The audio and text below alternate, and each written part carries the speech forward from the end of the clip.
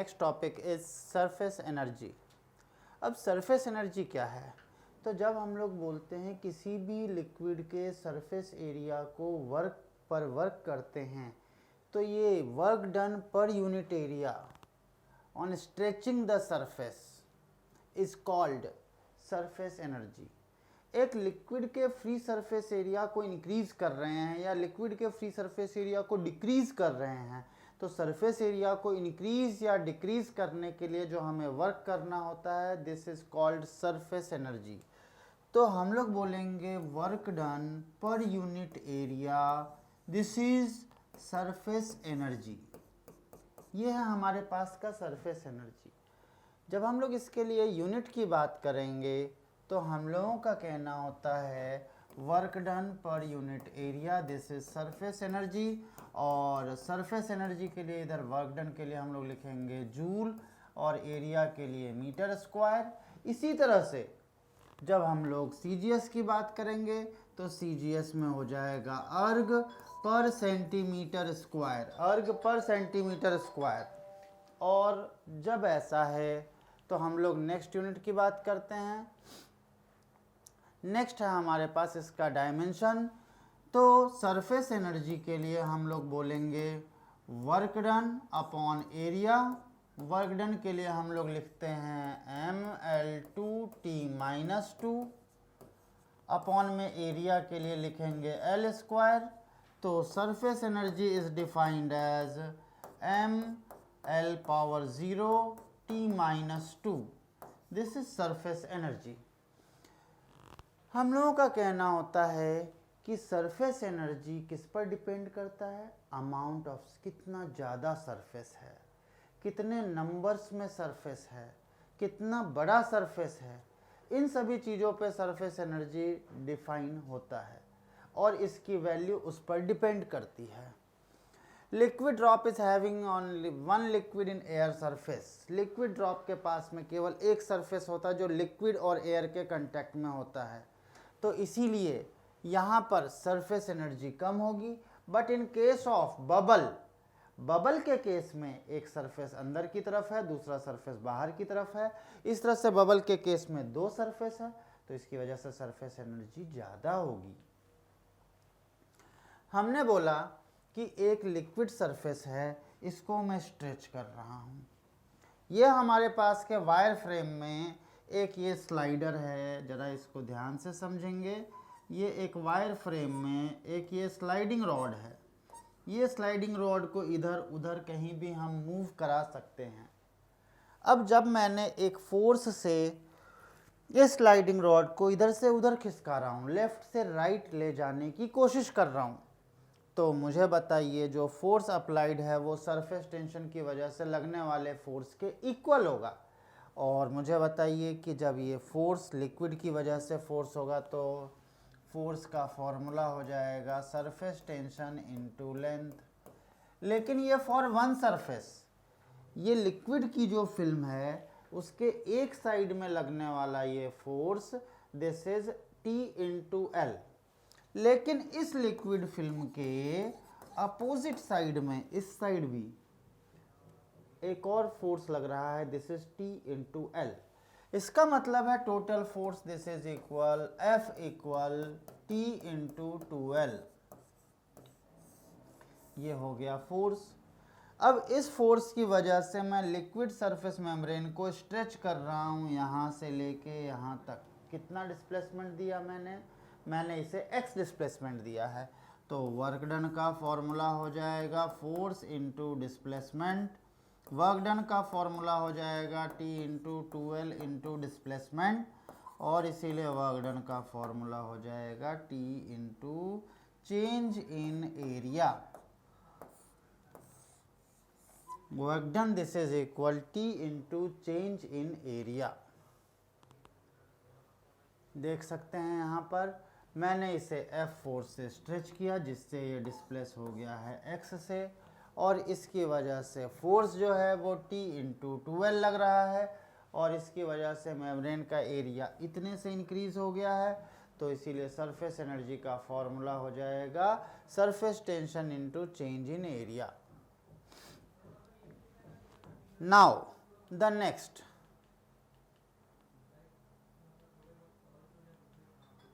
Next है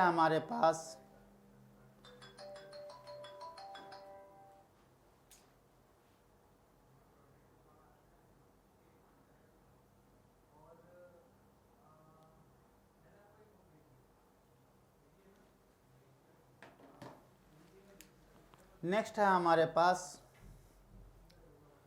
here L is the, ये चीज़ मैंने आप लोगों को एक्सप्लेन किया है कि यहाँ पर एल एम एक स्लाइडिंग वायर है जिसको हमने डिस्प्लेस कर दिया है एल डैश एम डैश तक, जिसकी वजह से कि ये लिक्विड का सरफेस एरिया इस शेडेड पोर्शन के एरिया के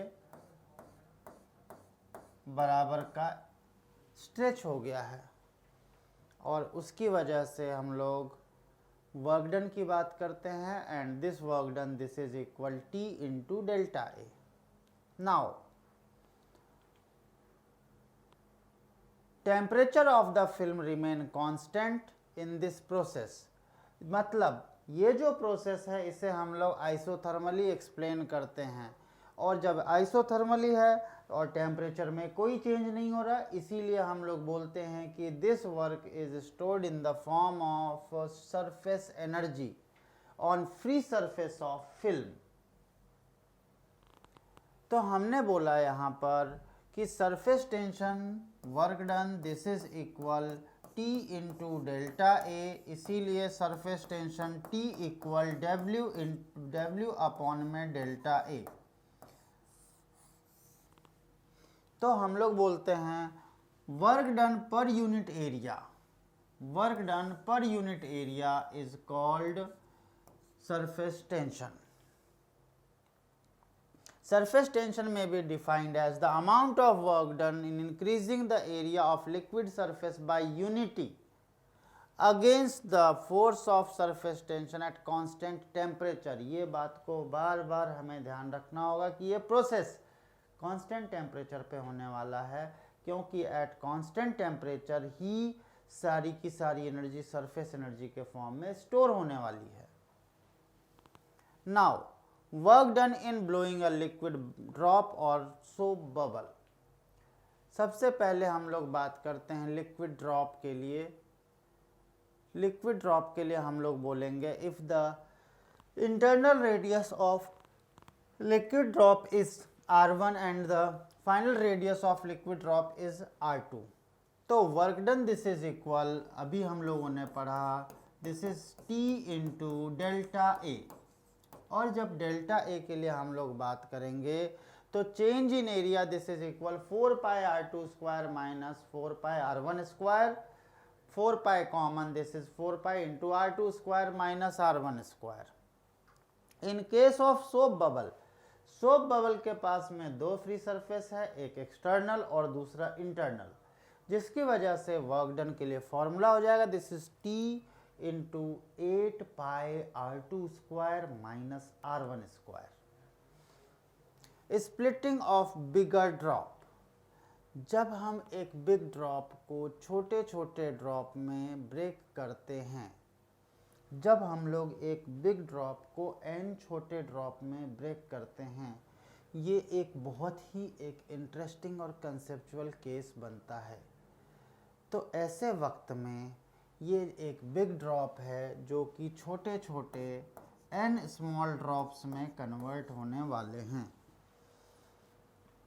ऐसे वक्त में वर्क डन के लिए हम लोग बात करेंगे, लेकिन सबसे पहले volume of both the two will remain same, और volume of big drop this is equal to n volume of small drop. इसका मतलब ये हो गया r के power 3 this is equal n into r के पावर 3, r इक्वल n के power 1/3 into small r,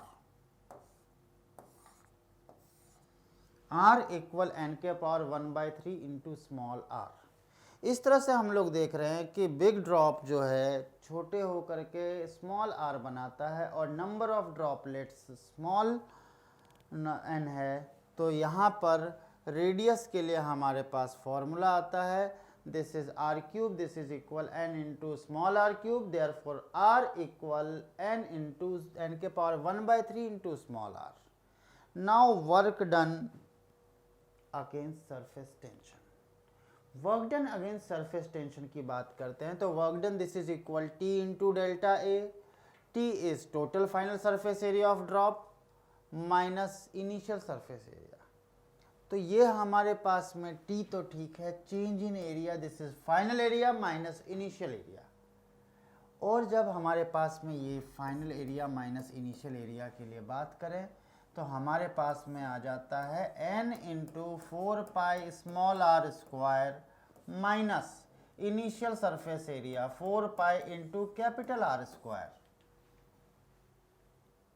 हमने अब स्मॉल आर के जगह पर आर की वैल्यू रखने का सोचा.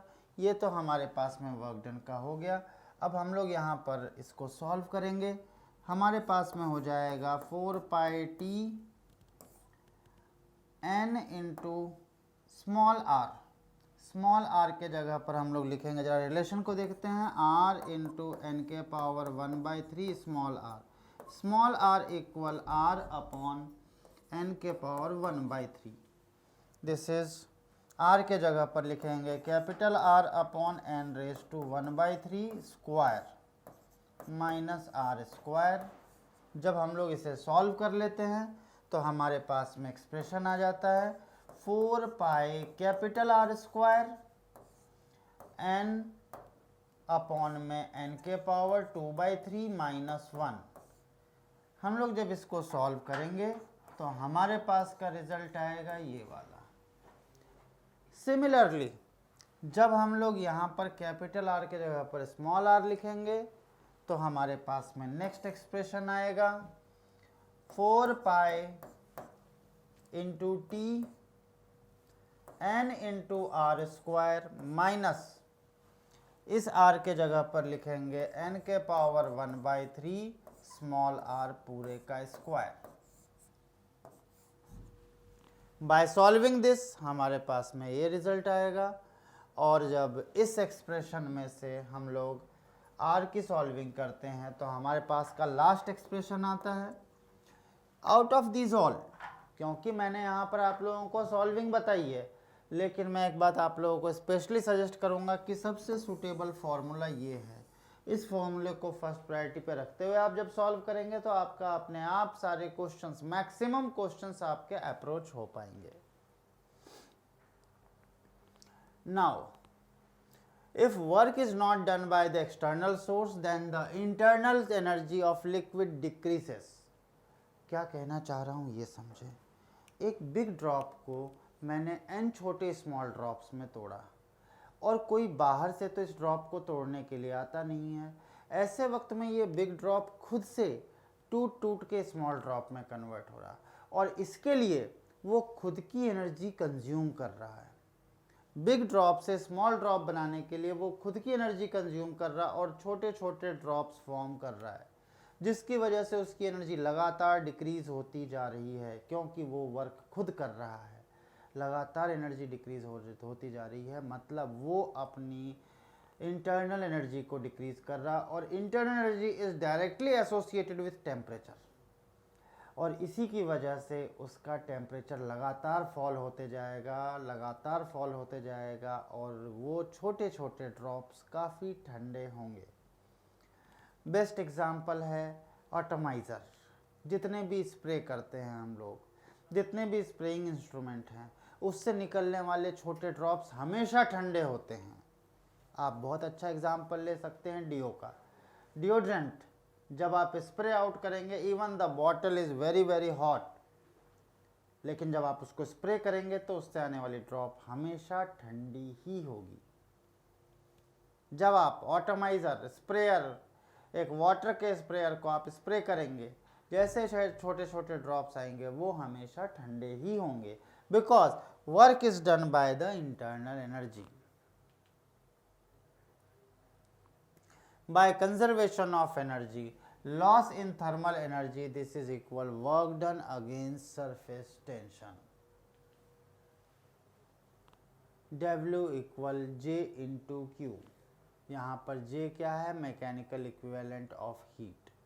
जैसा कि हमने देखा है कि यहाँ पर J तो मैकेनिकल इक्विवेलेंट ऑफ हीट है, Q की वैल्यू चेंज इन टेम्परेचर के लिए हमारे पास में वैल्यू आती है Q equal ms delta T. यहाँ पर delta theta is change in temperature, change in temperature.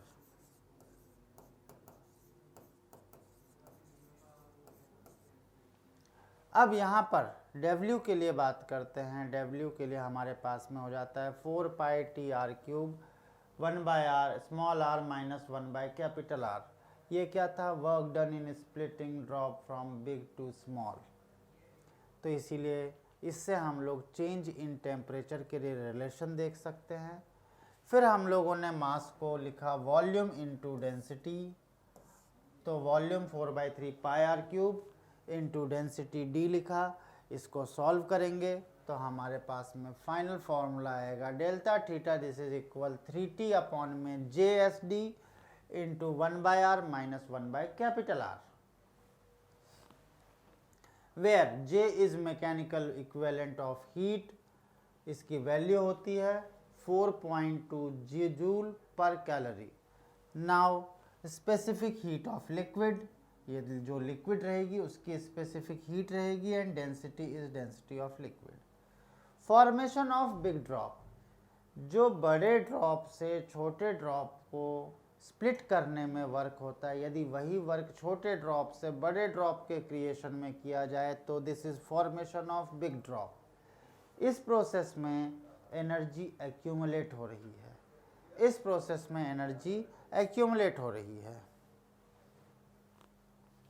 हम लोगों ने बोला कि n small drops of radius small r coalesce to form a big drop of radius capital R।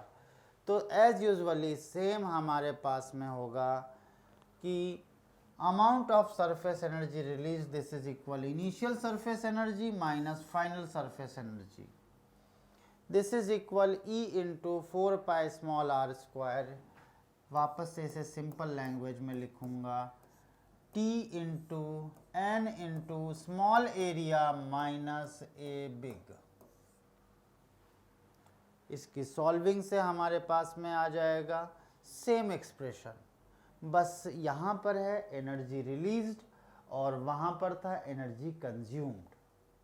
वहाँ पर work करने के लिए एनर्जी उसकी कंज्यूम हो रही थी जिसकी वजह से टेम्परेचर फॉल हो रहा था। यहाँ पर कोलीज होने के लिए बिग एरिया बन रहा है, बिग सरफेस एरिया एक ड्रॉप का बन रहा है एंड टोटल सरफेस एरिया डिक्रीसेस, इसीलिए सेम वैल्यू रिपीट हो रही है। If this released energy is absorbed by the big drop, ये जो एनर्जी जो रिलीज हो रही है यदि ये एक बिग ड्रॉप एब्जॉर्ब कर लेता है तो ऐसे वक्त में टेम्परेचर इंक्रीसेस, और टेम्परेचर के लिए वापस से हमारे पास में सेम एक्सप्रेशन आएगा delta theta equal 3t upon में JSD 1 by small r minus 1 by capital R। If this release energy is converted into kinetic energy of a big drop without dissipation of heat, then the law of conservation of energy says half mv square this is equal 4 pi r cube into t 1 by small r minus 1 by capital R। इसको solve करेंगे तो half mass को हमने लिख दिया 4/3 pi R cube into density into V square, और उसके बाद में ये कैंसिल होने के बाद में v इक्वल अंडर रूट में 60 upon D 1 by small r minus 1 by capital R। Question, 2 small drops of mercury each of radius are coalesced to form a single large drop. Ratio of the total surface energy before and after. Total surface energy, this is equal T into A final minus A initial. Total surface energy, this is equal T into A final, 2 big drop मिल करके 4 pi capital R final square minus 2 into 4 pi R square. अब हमारे पास में कहना हुआ कि volume remain same, और वॉल्यूम रिमेन सेम तो 2 इंटू 4/3 pi R cube, this is equal 4/3 pi R cube, final cube. इसीलिए R final cube this is equal 2 into R cube, इसीलिए R final this is equal 2 के power 1/3 are. और जब हम इस वैल्यू को यहाँ पर लिखते हैं तो हमारे पास में आ जाता है surface energy this is equal 2 into 4 pi 2 के पावर 1/3 इंटू आर पावर में square minus 2 into 4 pi R square. ये हुई हमारी रेगुलर सॉल्विंग। लेकिन वही जब हम लोग इसको बिल्कुल क्विक तरीके से करना चाह रहे हैं तो हमारे पास में आता है, इसे देखें, हम लोग बोलते हैं surface energy this is equal 4 pi R square into T into N के power 1/3 minus 1। Surface energy this is equal 4 pi R square into T 2 के पावर 1/3 माइनस 1। ये हो गया हमारे पास में सरफेस एनर्जी। अब लेकिन ये तो हमारे पास में वर्क डन हो गया या चेंज इन सरफेस एनर्जी हो गया, वर्क डन या फिर चेंज इन सरफेस एनर्जी। लेकिन जैसा कि हमारे क्वेश्चन में, ये तो मैंने आप लोगों को वर्क डन या फिर चेंज इन सरफेस एनर्जी के लिए बताया। जब हम लोग यहाँ पर एक रेशियो की बात करें तो हम लोग सीधा सीधा अप्रोच बना सकते हैं कि before and after, before and after, तो दिस इज 2 के power 1/3 upon 1, this will be our answer, 2 के पावर 1/3 अपॉन 1। ये है नंबर ऑफ एन ड्रॉप्स वाला और ये है सिंगल ड्रॉप के लिए। बहुत ही सीधा सा कैलकुलेशन है जिसे आप लोग क्विकली रिजॉल्व कर सकते हैं। ये है एन ड्रॉप के लिए, ये है सिंगल ड्रॉप के लिए। तो इस तरह से हमारे पास में क्विकली आंसर आ सकता है। द नेक्स्ट क्वेश्चन इज, हमारे पास का नेक्स्ट क्वेश्चन है, a mercury drop of radius 1 centimetre R equal 1 centimetre is spread into n into 10⁻6 droplets of equal size. Calculate the energy expended if the surface tension of the mercury is T equal 35 into 10⁻³ SI unit. सबसे पहले हमारे पास में जब ऐसा expression है तो हम लोगों का सरफेस एनर्जी का फॉर्मूला है, this is 4 pi R square into T into N के power 1/3 minus 1। Surface energy this can be written as 4 into 22/7 into R square is 1 into 10 के पावर -2 का square into tension is 35 into 10 के power -3, n is 10 के power 6, इसके power है 1/3 minus 1। Surface energy this is equal this 5 times and 5 4 जा 20 into 22 into 10 के power -4 -3 10 के power -7 into 100 minus 1।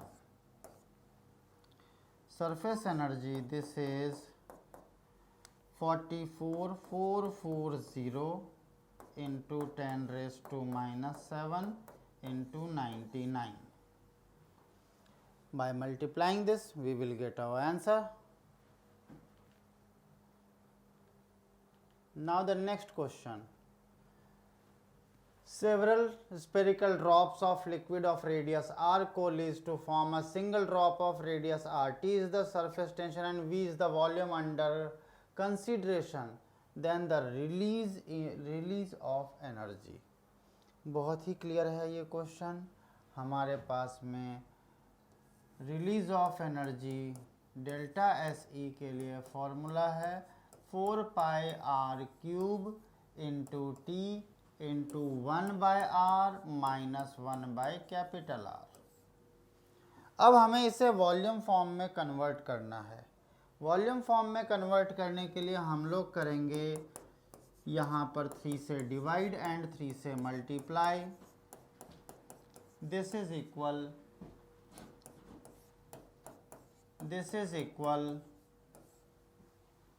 Change in surface energy, this is equal 3 into V into T 1/r minus 1/R।